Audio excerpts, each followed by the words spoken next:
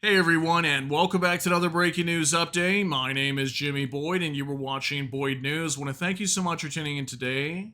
I've got a breaking news report coming out from the U.S., and today I have another story to share with you that proves that China is directly involved in supplying Russia with weapons it needs to fight this war against Ukraine.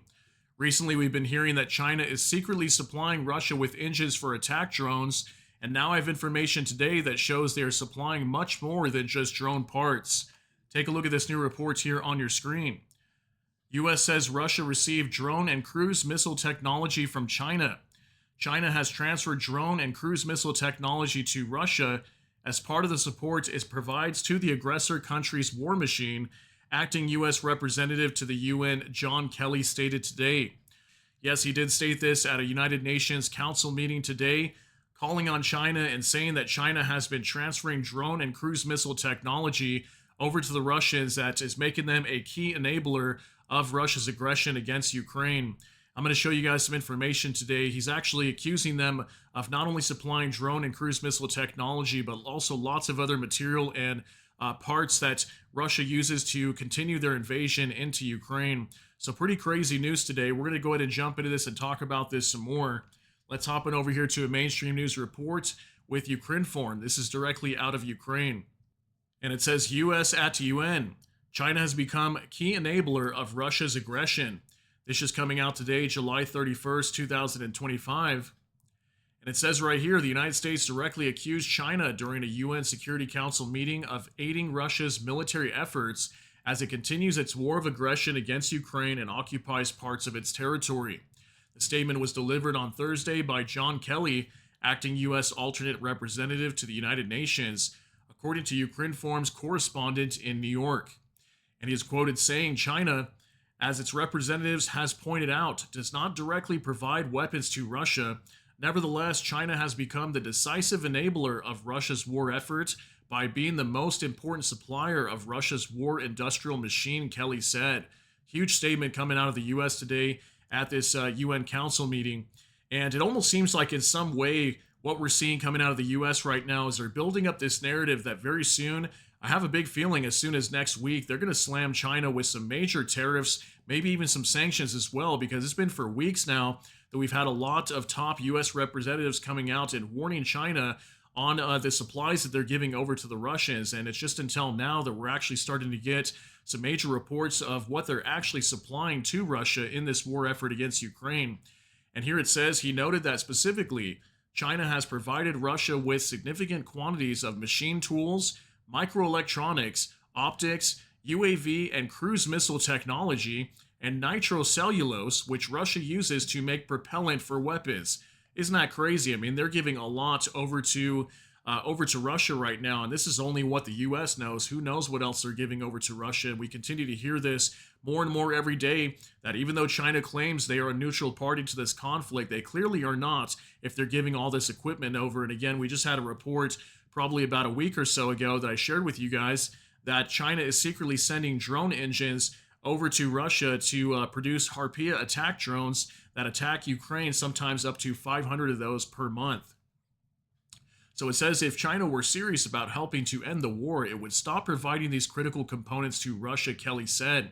He also highlighted the roles of North Korea and Iran in supporting Russia's aggression. He pointed out that the DPRK has supplied ammunition, missiles, military equipment, and approximately 12,000 troops to Russia.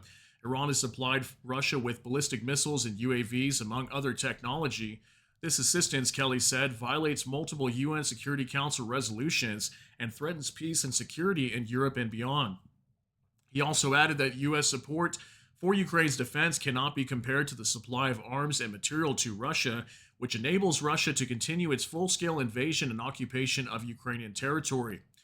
And he was quoted here again saying, last week, we called on all UN member states to help bring the war to an end by seizing any and all support to Russia's war efforts. We do so again today, Kelly added. The UN Security Council convened in New York on Thursday at Russia's request. Wow, so what a huge report today, and it's very interesting because there's actually only a few mainstream news outlets that are covering this, Ukrinform being one of them. There's a couple other like small, less known outlets that were talking about this story today. But this is pretty big. I mean, we've been hearing a lot recently that China is involved in this conflict. That yeah, they're actually really helping out the Russians right now in this fight against Ukraine. So I have a couple other things I want to share with you guys real quick before we get you out of here. I want to show you another statement that John Kelly made today at the UN Council meeting. So I have this report here from Anton Gerashenko, and it says acting U.S. alternate representative to the UN, John Kelly.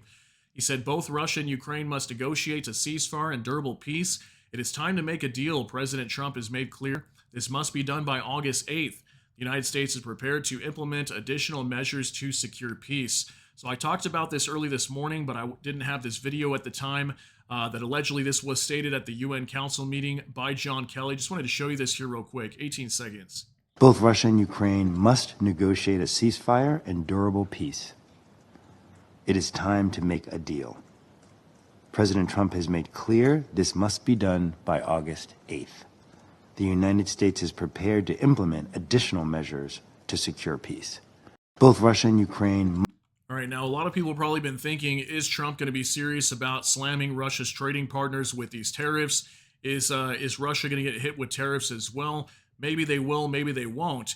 But if we have the UN representative coming over here out of the U.S. directly telling United Nations members that they want this war over with by August 8th, which is next Friday, if not, we're going to see the U.S. come out with some measures, most likely tariffing Russia's trading partners and also maybe Russia being tariffed directly. So that makes me think that something is going to happen next week if we don't see this war come to an end.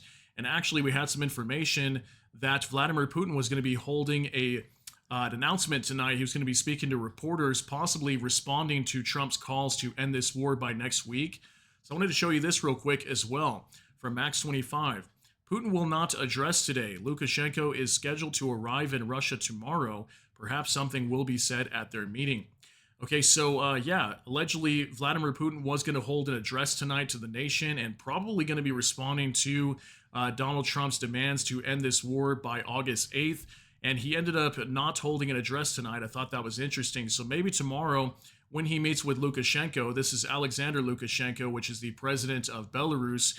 He's supposed to be arriving in Russia tomorrow, which is interesting.